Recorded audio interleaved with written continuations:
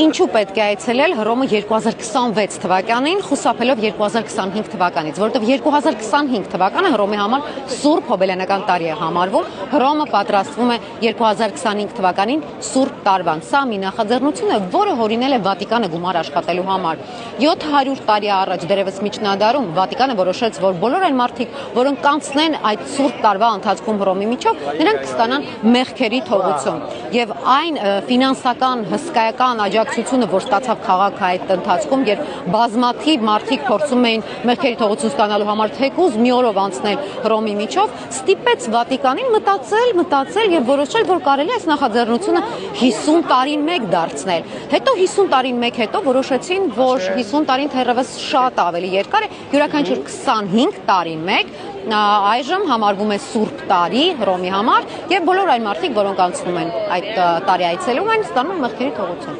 Այնպես որ եթե տարբերակ ունեք հետաձգել ձեր այցելությունը Հռոմ, տեսնում եք այս հոսքը։